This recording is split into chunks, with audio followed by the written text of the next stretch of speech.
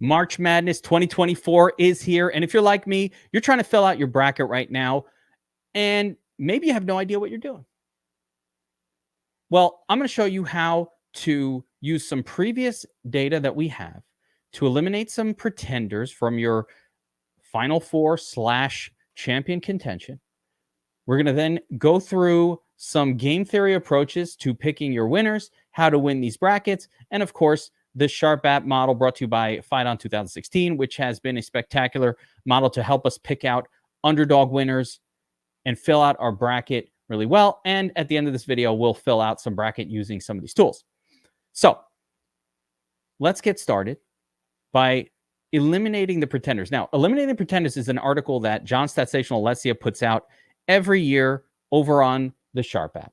And what it does is it goes through previous year's stats and sort of teams that are seeded highly, but don't belong seeded highly, that are less likely to make the final. So without further ado, I'm going to load that one up and let's get into this. So in the Eliminating the Pretenders article, the first category where we're going to eliminate a pretender is if they were not ranked in the preseason. As you can see here, according to, I guess, a Nate Silver article from the New York Times back in 2011, since the tournament field expanded to 64 teams in 1985, there have been 41 cases in which a school that was unranked to start the season entered the tournament ranked in the top 10. These schools were seeded highly, right? So they end up seeded highly, but they were unranked to start the season. Absolutely none of these teams have made the Final Four. They are 0 for 41. So this is probably the most predictive of all of the stats. If they are not ranked preseason, they are highly unlikely to even make the Final Four. Forget about the final. There's only one team in that category this season, Iowa State, and they're the second seed in the East. Let's jump over to our sheet here. Iowa State, second seed in the East. No bueno. So you can see here, we've got Iowa State marked in red as a team to avoid. This continues on, though. That was the only team. Last year, I think we also had a really good elimination. I can't remember who it was. But continuing on, three-point shooting. Right? In both the NBA and college basketball, the significance of three-point shot has increased significantly. Since 2007, no team that has shot less than 30% from beyond the arc has been able to secure a victory in the tournament. Right now, there are two teams that have a below 30% three-point shooting metric, Texas A&M, who we don't expect to win, and just Texas A&M that is shooting under 30%. So big red flag, but like I said, they're ranked 9th. No big deal. It looks like the other, even under 33% is a cautious tale. But the only team that's really even a threat here is San Diego State at 31.3. So we're not going to get too much out of this metric, but you know, if you're thinking about picking Texas A&M, there's a reason not to. This next one is pretty simple, pretty straightforward. Teams that don't score a lot of points. So any teams that are scoring 73 or fewer points, 14 teams made it to the final. Of 90 teams that were scoring, that are seeded 1 through 4th, that have scored 73 or fewer points per game coming into the tournament, only 14 have made it to the Final Four, and only one, Virginia, has been crowned the champion.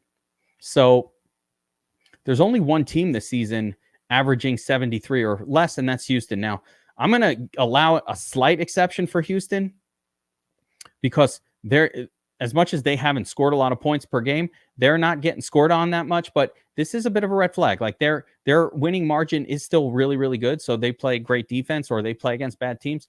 I don't know, but their margin is still pretty good. So I'm not going to fully eliminate them, but if we need to eliminate one here, Houston not scoring a ton of points, that is not a good scene.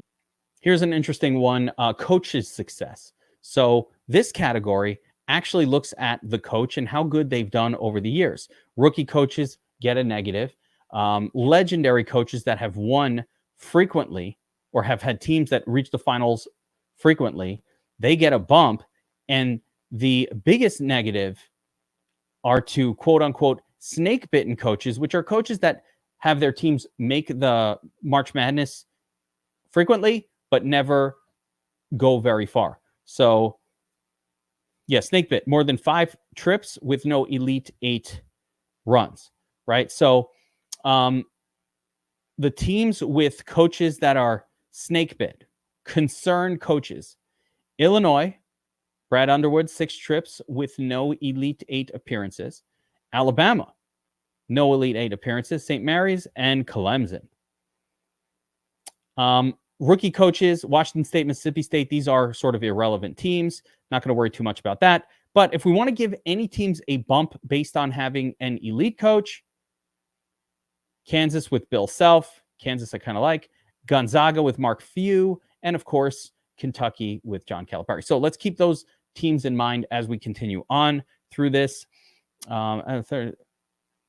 Here we go. Scoring margin, one of my favorite metrics of all. And this is where I was talking about Houston before and how it's a little bit, let's say, I'm not going to say confusing, but it's not as clear cut. So the largest victory margin is actually one of the most predictive measures of if a team is going to do well in the tournament. And the teams with the highest victory margin on the season, UConn, Houston, Arizona, Auburn. So let's go back to our sheet here. UConn, Houston, Arizona, and Auburn. These 4 teams all stand out as really, really good potential picks. We're going to get into some game theory stuff, some ownership projections in a second. But I'm starting to, obviously UConn is the prohibitive favorite. Fine. Houston, second favorite, low scoring team. Maybe that's their red flag. And we got Arizona here. A lot of positives, a lot of plus signs popping up for Arizona. I think they're going to make my final. And then we've got Auburn with a big scoring margin for 4th seed, low ownership in the tournament. So these are teams that stand out.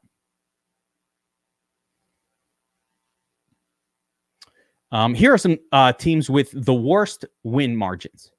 So again, these are red flag situations. We want to probably avoid these teams, Kansas especially, 5.9. That is not good, right? Kentucky, Alabama, Baylor, and Marquette. All of Marquette, Baylor, and Kentucky are relevant teams. None of them are super relevant. Like Baylor's down here, so they're not really super relevant. Marquette all the way down here, down on the list is worse. Creighton. So these are all kind of teams that we weren't expecting too much from anyway. But it is important to note that some of these teams are just mediocre. When we go through the eliminating the pretenders sheet, you wind up with Houston, Iowa State, and Marquette out, Illinois, Baylor, Kentucky out, Alabama, and Kansas. All these teams are effectively eliminated. Although, again, I'm going to make a slight exception for Houston because I do like their defense, and maybe that's why they didn't score as much. I want to make sure that you guys can see this as I try to make the screen as large as possible. The contenders: UConn, Auburn, Purdue, Tennessee, Creighton, North Carolina, Arizona, and Duke. And those are just based on this initial eliminate the pretenders category, right? So that's just one. So let's continue on. Now, just eliminating pretenders doesn't get us to a full bracket. So the next step is I'm going to look at some game theory options, and then we're going to take a look at the March Madness Sharp app model, which it won't just help you fill out your bracket. It's also for betting. And I'll be betting just about every single game in March Madness, every game with an edge on the model for this March Madness. So join me on that journey right here. Actually, I think I'll be on the Sharp app YouTube channel talking about that at the end of each week, but we're going to be betting all of these plays. And if you want the Sharp app March Madness model, it's available right now free in the Sharp app Discord, link in the description below. So you just go in the Discord and you can grab it there from the Sharp app. Sharp app is actually free for the first weekend of March Madness. We've opened it up to the public. So you can see all the tools, the pregame betting tools, all the in-game betting tools for NCAA basketball, March Madness, all that stuff. So a lot of cool stuff. And of course, be in the Discord where we'll be betting and following along with my bets throughout the entire March Madness festivities.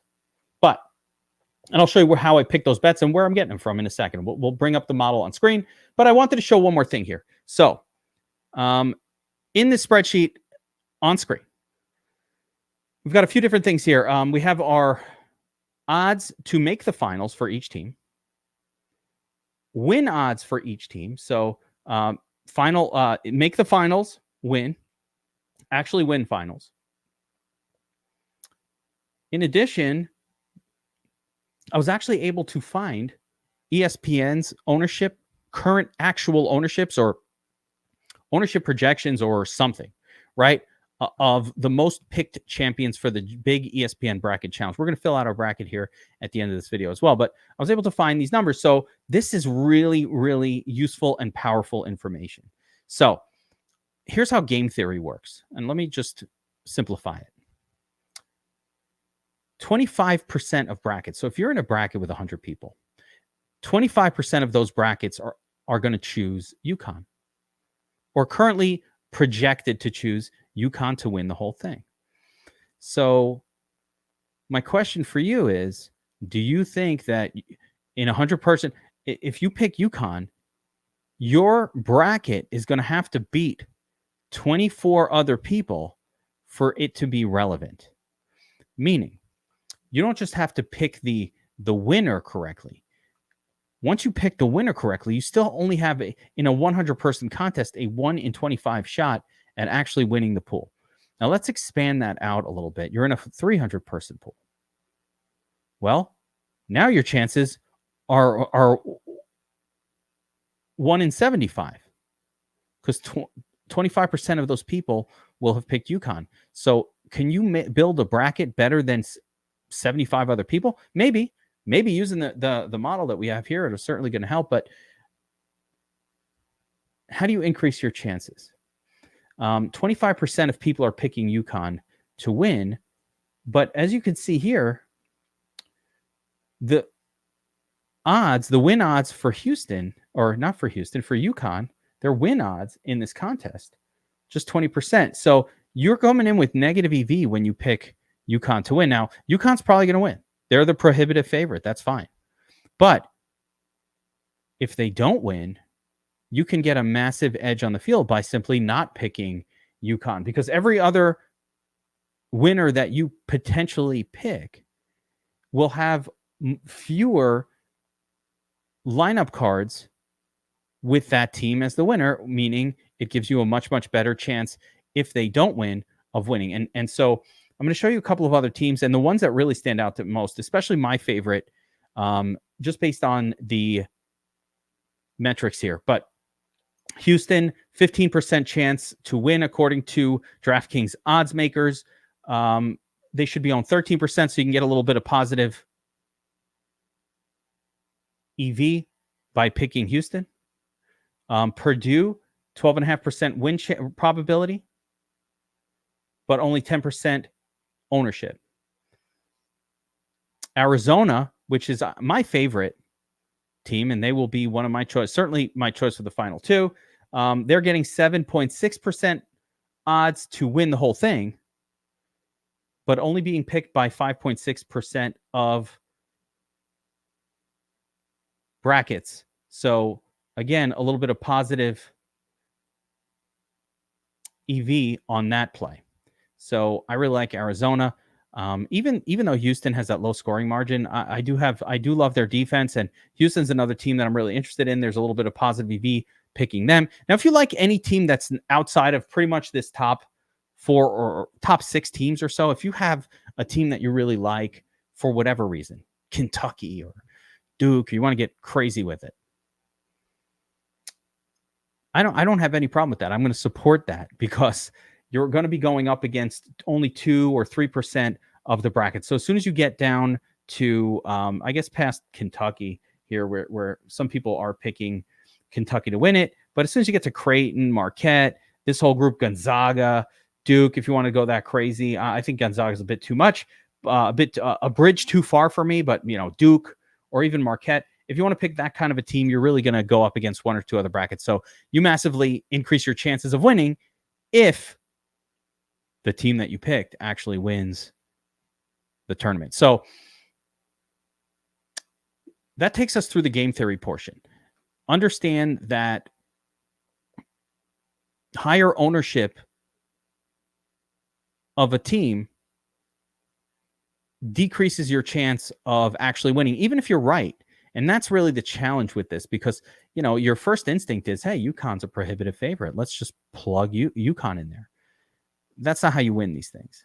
You're going to win, especially the larger the tournament gets. Let's say you're doing the DraftKings tournament or I believe they have one on DraftKings or Bet Online, one of these companies that do a giant bracket challenge. The more people that are in it, the further away you need to get from the chalk picks. You are not going to win against 5,000 brackets by picking a 25% owned super favorite to win the whole thing. That's not how you win. You want to literally go against that. You want to find another team in the East to take out UConn and make their way through. So the larger the tournament that you're in, the further away from the chalk you need to go, and just adjust it. If you're against 25 people, well, you know what? Pick the chalk. You'll be fine. If they win and you're up against 25 and there's 4 or 5 brackets that you got to beat, I think you can beat those 4 or 5 with the information we're about to give you.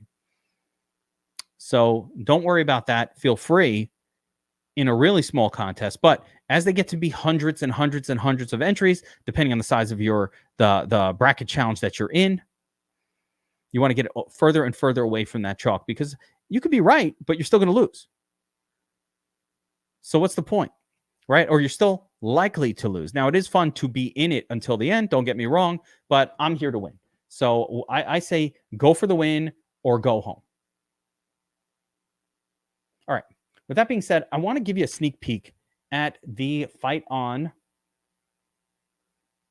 March Madness model, right?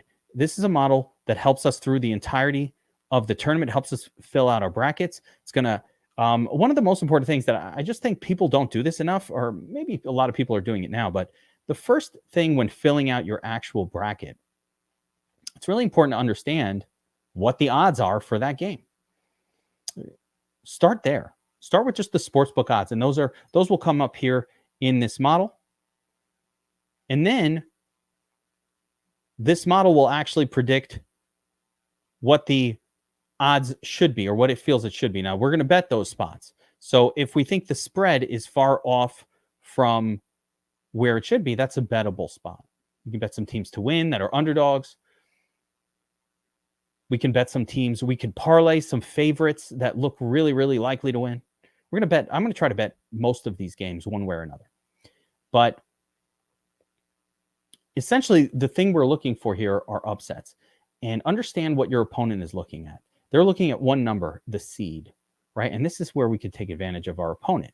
The opponent's looking at the seed, and your opponent is assuming that the 1 seed is simply a better team than the 2 or the 3 or the 4 seed. That's not always the case in March Madness. So that's where we can gain another little bit of an edge. So let's just start at the top. And we're going to go through some of these brackets, and I'm just going to kind of point out some of these spots where we can look to the underdogs. Here we go. Right off the bat here, obviously Connecticut and UConn, they're winning their first week. No problems there. Low chance of an upset, high chance of a blowout. It says here the sportsbook spread 26.5. The model has it at 26.3. So this game looks properly priced. But right off the bat here, the second game, FAU, Northwestern, you see here that at the sportsbook, they have Florida Atlantic as a 3-point favorite. The model here does not see them as a 3-point favorite. It sees them as pretty much the same, or a 50-50 shot, which means that at the sportsbook, we are going to be taking Northwestern +3. And on your bracket, this is a great spot to pick the underdog, Northwestern, to advance. Here we have San Diego State. We actually, in this case, the model actually likes San Diego State even more than the sportsbook. The sportsbook has this at -6.5. San Diego State -8.7. And I'm just showing you to understand how to use this. This would be a bet on San Diego State, either minus 6.5, or just grabbing the money line on this one, or maybe pairing it up with something else for some money line plays. Take the win. So that's not a spot. It says here, low chance of an upset, low chance, high chance of a blowout. Right. Continuing on, let's see if we can find some other upset possibilities.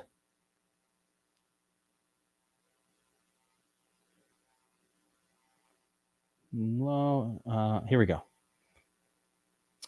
Blowout, upset chance, medium. All right, here we go. Dayton at Nevada. So once again, the sports books here have Nevada as the favorite, and this is important. Dayton is the 7 seed. Nevada's the 10 seed.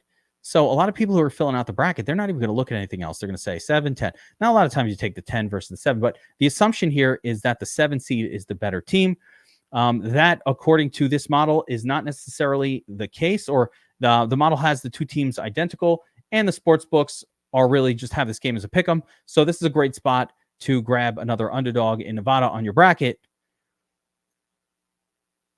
I'm not sure this is bettable, though, but it is a good, I wouldn't bet it, but this is a good spot to take Nevada in your bracket. Let's see. Let's find another potential upset. Here we go. Wisconsin, James Madison. Now, let's see here. It's got Wisconsin. So no, I don't like that one. How about NC State? A little bit here. So we got a little bit of margin here on NC State, where the model sees them at 3.5 and the sports book is at 5. Really, really close game. Let's see here. Yeah, the 11-6. So that's an interesting spot to maybe take a chance on an upset. Here, let's see. Yeah, here we go. A really big one. Another really good one here. TCU at Utah. TCU is the favorite here, -3. But they're the 9th seed taking on the 8th seed. So if you're not paying attention, at least to the sportsbook odds, you wouldn't know that. But this is a great shot for TCU to get a win over Utah, and great little spot for your bracket. Some more potential upset spots. Here's another good one. So the 6-11s across the board look pretty good. The 11s look pretty good against the 6s. Yeah, that takes us through most of it. Now, in this model, as we scroll across, you have Ryan who creates this model. You have his spread against the spread pick and the win pick as well. So this is a really cool model to help you make your March Madness decisions for the rest of the tournament. And this is why this model is so key, right? This is a great little tool where you can simply, we actually have to make a copy, but I can just type the team name in over here and we'll get a predicted spread for every single game. And we can compare those to the sportsbook spreads as the contest wears on, and we'll be able to find and identify really good betting spots. We can actually take our entire, here, I'll show you how to do this. You got to make a copy. But as we're filling out our entire bracket, once you get to round 2, for example, and it's like, oh, I got UConn in round 2 going up against, let's see who they are actually going up against in round 2. Hang on. Where's my bracket? Here we go. UConn in round 2. They're going to go up against FAU, right? So let me go back to the copy here, and I'll show you how that would work. Florida Atlantic. So you're going to show UConn versus Florida Atlantic. UConn gets a -7, FAU 7. So if this game happens, we'll be able to look at this sheet and see what the spread is and potentially make a bet. But also, as we're filling out our bracket, we can go through these one at a time and get the potential spreads, and that can take us through the entire tournament, getting all of our sheets set up for March Madness. So let's go through the process a bit, and I'm going to start filling out my bracket here with you guys so you can get a look at this. And of course, if you want to compete against me, I've set this tournament up. Link in the description below. The winner, this one's the Sharp and DFS Army combo March Madness bracket challenge. The winner will get a free year of Sharp App Pro. the ultimate suite of betting tools for serious sports bettors. So the winner will get that. That's got a $300 value. And second place is going to get a swag bag from DFS Army. So make sure to sign up and get into this contest. The link is in the description to this video. All right, so right off the bat, like we said, UConn, sure. Right, here's how we're going to use our sheets. FAU versus Northwestern. Let's go back to the rankings here. We're going to go FAU Northwestern. Yeah, we got a high chance of, let's see, we got a Florida, high chance of an upset here for Northwestern. So I usually go with the upset. If it's close like that, we'll put Northwestern in there. Right, San Diego State, UAB. Again, no upset, no worries. They're actually, San Diego State looks great here. San Diego State looks bettable. San Diego State is the play. So where's this bracket? There we go. San Diego State. I'm not going to go through this whole thing because I think it's going to just not be very good video watching. But I mean, I'm just showing the basics. I'm going to go back to my spreadsheet. Remember, if I need to, yeah, we like Auburn. We like these teams in green. The way I normally build my brackets, I've decided who I like, who I'm going to the final before I built it. Again, for me right now, my top pick for the finals, it's actually, if I want to get away, UConn and Arizona, Houston, Arizona is the one that stands out the most to me right now. So it's probably going to be Houston and Arizona for me, even with that low scoring margin. But I like it because it allows me to fade the most popular choice. And I've got my favorite sort of game theory play, but both of these teams come with plus EV, Houston and Arizona. So I think I'm going to, looks like how I'm going to be filling out my bracket will be Houston, Arizona this year, simply based on those things. And again, I'm allowing for the reason I don't mind the low scoring from Houston, and I am concerned about it, but they have that massive scoring margin. So I think they can make do. I think they can make do. Yeah, got Auburn in there. You know, BYU, Duquesne. I was like, I don't know. Which one's better, BYU or Duquesne? I don't know. Well, let's take a look at what the model says. Oh, yeah.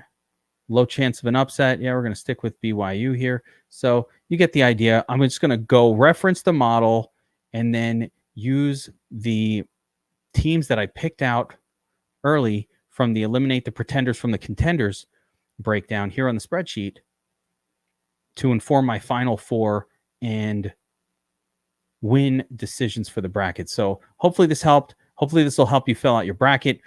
Again, if you want access to the model, the Fight On March Madness 2024 model, make sure you get into the Sharp App Discord, link in the description below. If you want to take on me and the rest of the Sharp App and DFS Army peoples for a shot to win a free year of Sharp App Pro access, as well as the potential to win some DFS Army swag, fucking shirts, hats, sweatshirts, all that good stuff, make sure to sign up for the DFS Army Sharp March Madness Bracket Challenge, link in the description. Keep in mind that Sharp App is open to everybody this weekend only. Sharp App Pro, you got to sign in, but you don't have to pay anything. You will get the weekend for free, so you can see the models. We have an AI-driven model for college basketball on the app as well, and of course the Fight On model, which is a spreadsheet that you can pick up in the Discord. All the links in the description. Good luck this March Madness season. I hope to see you in the big bracket challenge. Take care, everybody.